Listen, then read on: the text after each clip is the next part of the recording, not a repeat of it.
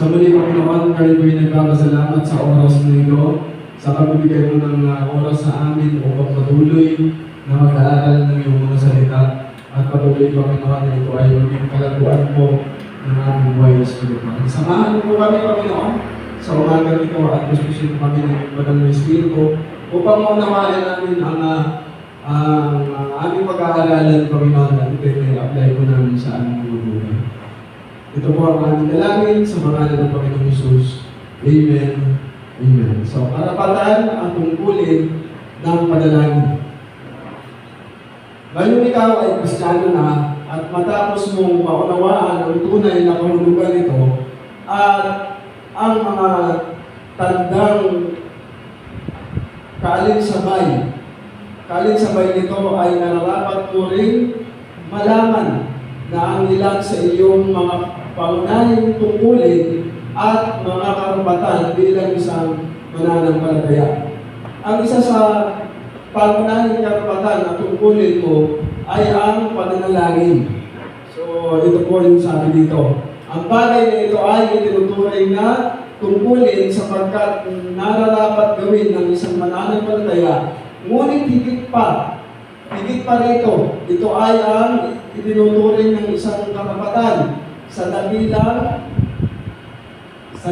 hindi lahat ng tao ay maaaring manalangin, panalangin katanggap-tanggap sa Diyos, nararapat nating maunawaan na ang panalangin ay tuwirang pagkikipag-ugnayan sa Diyos. So binanggit po dito, mga kapatid, una po natin makikita dito ay binanggit po dito yung hindi lahat, no? Hindi lahat ay tama ang panalangin. So kaya ito ba ay katanggap-tanggap sa Diyos? No? Hindi lahat po ng tao na nag-pray ay tama ang kanilang panalangin. So kaya kailangan po natin malaman yung ating mga tungkulin. At ang tanong ko dito, katanggap-tanggap ba sa Diyos at nararapat ang panalangin ng lahat ng tao? So sabi po ay hindi, sapagkat ang iba ay kung saan-saan nananalangin. Tayo naman ay nananalangin bilang mga mananampalataya ng Diyos sa pamamagitan ng sa pamamagitan ng ugnayan natin kay Kristo. So yun po. Ang panalangin ay may mga mahalagang bahagi. Una, pagpupuri sa Diyos. Pangalawa, ay pagpapahayag ng kasalanan.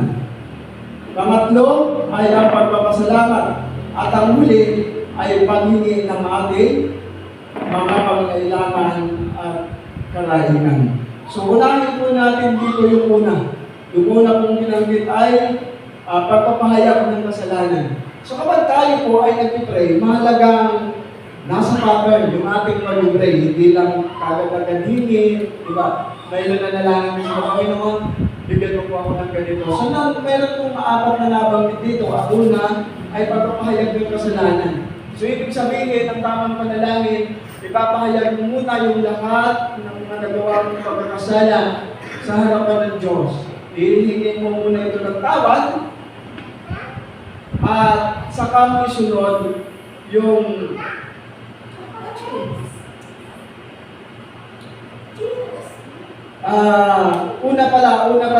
una pala ay yung pagpupuri sa Diyos, yung adoration na tinatawag. So una, pupurihin muna natin ang Panginoon, no? Itataas natin ang kanyang pangalan, paano ka ba manalangin? So, dapat ay ang panalangin natin ay mababanggit ang Panginoon, tinataas ka namin, pinasasalamatan ka namin, pinupuri ka namin dahil sa katakilaan ng iyong mga ginawa. Katulad po ng mga ganong prayer. Hindi po pala kaagad-agad ay hingi, no? Pangalawa ay pagpapahayag ng kasalanan. Ito yung pagkatapos natin i-adore yung Panginoon, ay atin namang ipapahayag yung ating mga kasalanan sa Kanya, sa Diyos. No, ating ipapahayag yung lahat ng ating nagawang kasalanan. Hihingi tayo ng tawad, like for example, Lord, patawarin mo po ako po ay nakapagmura kanina, ako po ay nakagawa ng hindi maganda, ako po ay nakasagot sa nanay, ako po ay nakapagsalita sa aking kapwa ng masama, patawarin niyo po ako, Panginoon. So, ganun po, humihingi ng kapatawaran sa Diyos. Yun po. Pagkatapos natin purihin ang Panginoon, ay yung paghingi naman natin ng o pagpapahayag ng ating kasalanan. Pangatlo ay ang pagpapasalamat. So, pangatlo dito ay kailangan yung pagpapasalamat natin sa Panginoon. Like for example, Panginoon, salamat po sa buhay na kaloob mo sa atin, sa kalakasan, sa pagpapagaling mo sa ating mga karamdaman. Salamat po, Panginoon, sa blessing. So mga ganun po yung mga sample. At yung panguli, pang-apat ay ang paghingi ng ating mga kailangan. Dito po susunod yung paghingi. Panginoon, pagkalooban mo po ako ng ganito, pagkalooban mo po ako ng lakas, pagkalooban mo po kami ng pagpapala, pagkalooban mo po kami ng lahat ng aming pangailangan sa araw-araw. So yun po yung tamang panalangin sa Panginoon. Mayroong kapahayagan, mayroong paghingi ng tawad, mayroong pagpupuri sa Diyos, at mayroong pagpapasalamat. So yung tatlong yun ay kailangan, yun yung pamamaraan ng ating pag-pray. Pero, aminin natin at sa hindi minsan, nag-pray agad tayo ay puro hingi. Di ba? Puro hingi agad. Panginoon, palakasin mo ako. Hindi na natin sinasambit yung papuri sa Diyos. No? Pinupuri ka namin. So, wag po natin yung kakalimutan. Wag po natin yung aalisin sa ating pamumuhay. Kasi yun po yung tama. Yun po yung tama natin pananalangin. No? Tinuturuan tayo ng tamang pananalangin. So, kaya, di ba, tuwing prayer meeting, nandun tayo nag-pray. No? So, kaya kapag tayo po ay nag-prayer meeting, napakahalaga na pasalamatan po natin ang Diyos. Purihin natin ang Panginoon. Humingi tayo ng tawad sa Kanya.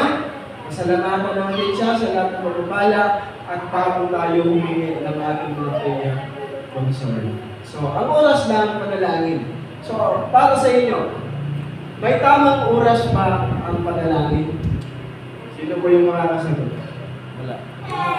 Sa iyo, Brother Marlon, may tamang oras ba sa pananalangin? Ang ating vlogger, ating hingan siya ng komento patungkol sa tanong na may oras ba ang panalangin? May oras ba panalangin? Oras, anytime na tayo mag-pray. Sa umaga, halo-halo, sabi natin si Lord, problema man o wala, kailangan tayo ng manalangin. Ano yung pagtugon ng Panginoon sa atin sa panalangin. Amen. Tama yun. Pero may oras ba? Para sa'yo, wala. So, yun. So, sabi mo ni Brother Marlon is wala. Walang tamang oras sa pananalangin. No? Mamaya, tingin na natin kung wala talaga yung oras. So, sino ba?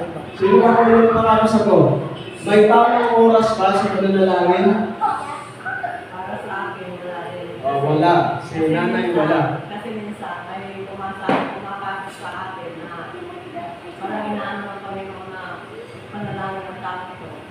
Ayun. Kay nanay Liway, kay inay ay wala. Tanungin natin si Pan. Pan. Tanungin natin si Pan. Ayun, tawag ka sa akin. Nag-pray ka ba kagabi, Pan? Hindi. Kasi doon natulog sa kabila. Okay. So, sino ba po? Sino ba? Sino ba? May tamang oras ba ang panalangin? Ano sa tingin nyo? Sunday school po kasi ito, kaya pwede tayong dagdag, mag-share ng ating mga kaalaman.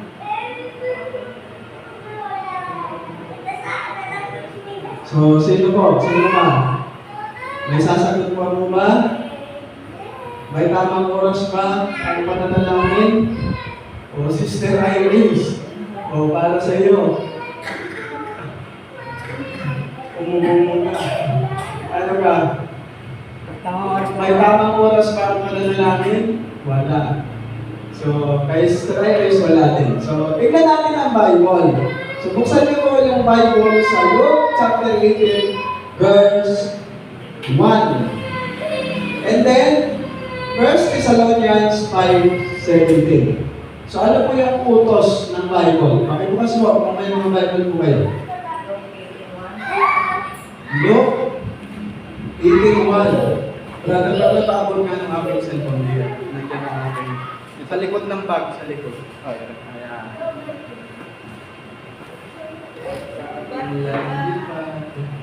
Ayan. So napakaganda po itong ating talakayan. No? Buksan po natin, sino po yung nakakita? Una ay sa Luke 18:1. Pakibasa mo ng mga nakakita. At sinasaysay ni Jesus sa kanila ang isang aligaga kung paano sila dapat laging manalangin at huwag magpaypay. Ayun. Nakakita nyo, laging manalangin. Sa 1 Thessalonians 5:17. Pakibukas po, 1 Thessalonians 5:17.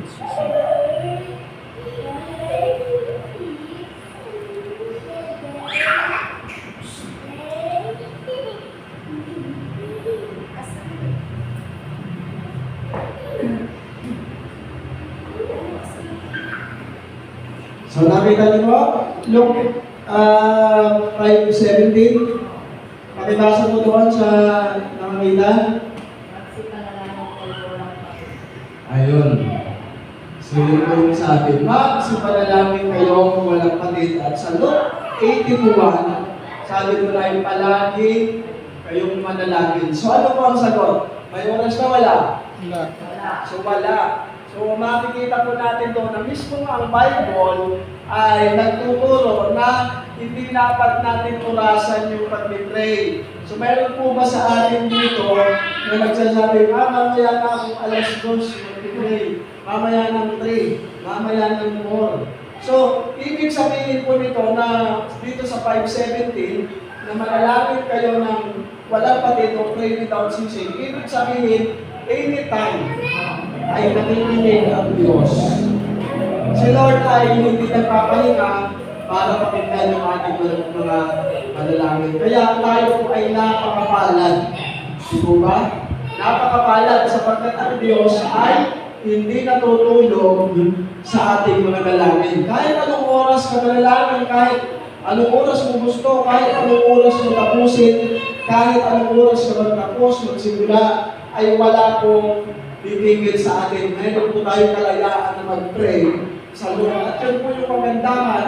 At ang pinakamaganda pa nito, ang Diyos ay hindi nagpapahinga upang tayo ay pakinggan. So yun po yung nais ituturo ng Bible sa 1 Thessalonians. Dito naman, sa Luke chapter 18 verse 1, ay pinapakalan nito ng palagian. So ito po ay pagdidisiplina sa mga Kristiyano o sa mga Kristiyano, matulad natin na palagi kang manalangin, huwag kang tatamarin, huwag kang hihinto, patuloy kang manalangin araw-araw, oras-oras. No? Kahit ano pa man ang ginagawa natin, malaya tayong makapag-pray. So yun po ang itinatayag ng salita ng Diyos. Ang salitang magsipanalangin kayong walang patid ay nangangahulugan lamang na sa bawat sandali tayo ay nararapat na makipag-ugnayan sa Diyos. So, na yung salita mong manalangin kayong walang patid ay nangangahulugan na inuutos ng Bible na makipag-ugnayan ka palagi sa Diyos. So, nakikita po kasi natin, kapag hindi po tayo nakipag-ugnayan sa Lord araw-araw, so ano po yung bunga? Nagiging magalitin, nauubos yung pasensya, nakakapagsalita ng masakit, no? Ano pa yung nangyayari sa ating moody, madaling magalit. So, lahat po yan ay nakasalalay sa prayer life mo. Na kapag hindi ka nanalangin, sigurado ganun ang nangyayari sa atin. Kaya ang paanyaya po ng Bible ay manalangin kayong walang patid na nangangahulugan na lagi tayong nararapat at tayong laging nakikipag-ugnayan sa Diyos. Susunod, tayo ay dapat manalangin sa umaga. So, every morning, so sa awit 5:3, So sinabi ko doon, ay manalangin tayo every morning. Sunod tayo ay dapat manalangin araw-araw, Luke 18:1. Yun yung ginamit natin verse kanina. Nasabi ko ay, palagi at kayo manalangin. So ibig sabihin, araw-araw, walang pagil, walang tigil. So kasi kapag tinigilan natin ang pag-pray, malaking bagay ang mawawala sa atin. At malaking bagay ang magagawa sa atin sa Satanas para tayo ang sirain. So, ito na naman ang tanong. So, medyo nag-iisip kayo dito. May tamang dako ba? O may tamang panalaginan ba? At doon tayo dapat manalangin o may tamang dako ba? O lugar? O sabihin na namin lugar sa malaging namin. May tamang lugar pa? May tamang lugar ba para tayo ay manalangin? So, sino po ang sino pong sasagot? May tamang lugar ba? Sabi nga ng Panginoon, pag tayo manalangin, pumasok tayo. So ano po yung inyong pananaw dito, Pinay? May tamang lugar ba? May tamang lugar ang pananalangin? Para sa akin, may tama. Kasi kung ikaw kung walang tamang lugar, sigurado ikaw ay marigista. Kung may tawag sa sala ka lang, siguro hindi may basa ng kapatid. Marigista ka na. Pero kung ikaw ay nasa kwarto, ikaw ay nag-iisa. Magkakawag ka sa para sa akin yun. Yun po ang pananaw ni Inay. Mayroong tamang lugar sa pananalangin. Sino pa? Bukod kay Inay, sino pa ang pwedeng sumagot? Sa iyo, kapatid na Lonmar, may tamang lugar ba sa pananalangin? Wala. Kahit saan pwede. Kahit saan pwede. Pero may binanggit sa Bible, sa So, Mateo, kapag tayo magdidebosyon ng sarili, pwede tayo magpo sa bahay natin. So, yun ang kay natin ng Lord. Kahit saan daw. Kasi mayroon nga namang mga mananaw, ay kahit sa tulong ng saging, pwedeng mag-pray. Kahit sa mga ano, kahit mayroon pa ako narinig, kahit nadumi daw, pwedeng mag-pray. So, tama naman. Pero sasagutin po ng Bible. So, buksan po natin ang Matthew 6:6. Kung ano po yung sinasabi. Kung may tamang lugar ba sa pananalangin, Ito yung magiging Christian, so ano tayo? Matthew 6:6. sa dito, may tinuro din sa kwarto.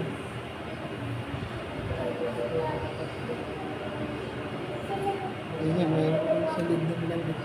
Sige nga, pakibasa ka. Pakibasa. Pakibasa, brother Paula. So, ngunit kapag ikaw ay manalangin, pumasok ka sa iyong silid. At kasama mo ang iyong pinto ay pinalangin ka ng iyong Amang nasa langit. At ang iyong Amang nakita ng ulihin ay gagantipalaan ka.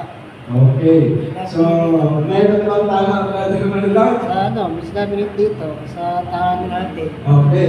So, ayon po sa Bible ay mayroong tamang lugar para tayo ay manalangin. Pero hindi ko sinasabing palitin yung kay Brother Lord kasi anytime naman, pwede kang mag-pray. So, ang nire-require ng Bible ay dapat nasa tamang lugar tayo at ang tamang lugar na kanyang sinasabi ay sa loob ng saradong silid. So, ibig sabihin para makaimuli tayong makapanalangin. Tama rin sabi nila, kapag sa labas ka lang, anytime pwede kang ma-distract. May tumunog lang na kutsara, wala na. May tumunog na baso, madidistract tayo. Pangalawa, ay sa loob ng iglesia. Sa Luke 18:10. Kung sabi doon, tayo ay manalangin sa loob ng iglesia o sa church. Kaya mayroong prayer meeting kasi yun ang tamang lugar na panalanginan. So sa loob ng iglesia, Luke 18:10. At yung sinabi ni Brother Marlon, sa lahat ng dako. So pwede rin siya kahit saan. Sa lahat ng dako, yun po yung sabi. So, tama rin yung talaga mag-God. Sa 1 Timothy o Timoteo 2:8. So, pakibukas po. So, may mga Bible. Buksan po natin ang Luke 18:10 and 1 Timothy 2:8.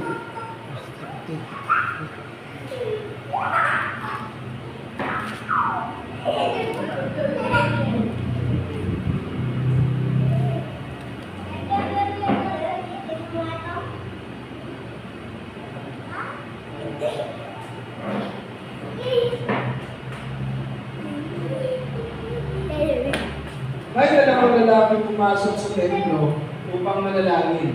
Ang isa ay Pariseo at ang isa ay manlilimin ng buwis. So, silang dalawa ay nanalangin sa loob ng iglesia o sa loob ng templo.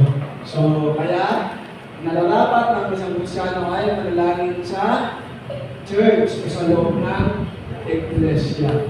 Dito naman sa 1 Timothy chapter 2 verse 8, sino po nakikita? Pakibasa. Pwede ko nga ang manawag kasi panalangin sa bawat tao. Ay ko na ang mga kamay na galang na walang galing na nakikita. Ayun. Sabi doon ay nais mo ang lahat ng tao ay manalangin sa lahat ng dako. Ibig sabihin, kahit sa lugar ay pwedeng mag-pray. Dahil for example, ikaw ay nasa balimbing, pwede ka mag-pray. Ikaw ay nasa populasyon, pwede kang mag-pray. So, ganun po ang ibig sabihin nun. No? Sa lahat ng tao, anytime, pwede tayo mag-pray. Anytime, anywhere. So,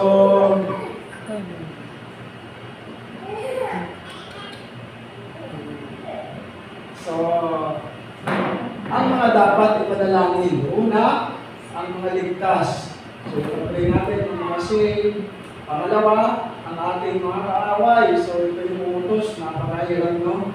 Yun ang utos ng Bible. Sa Matthew 5:39 to 34, and then John 17:20. So, dito na po tayo magtatapos at 10 o 5 na. So, ayun po.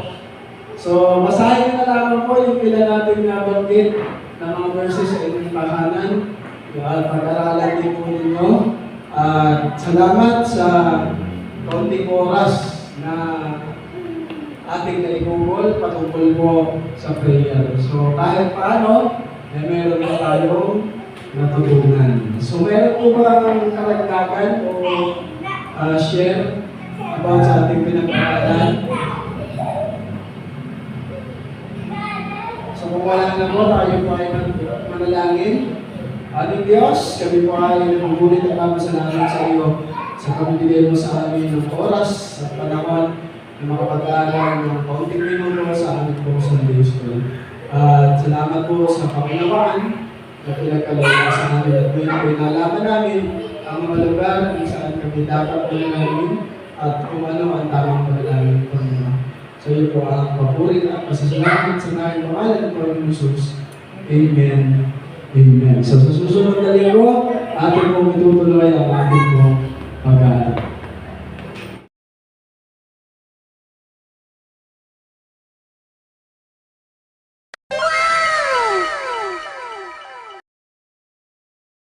Wow naman! Wow!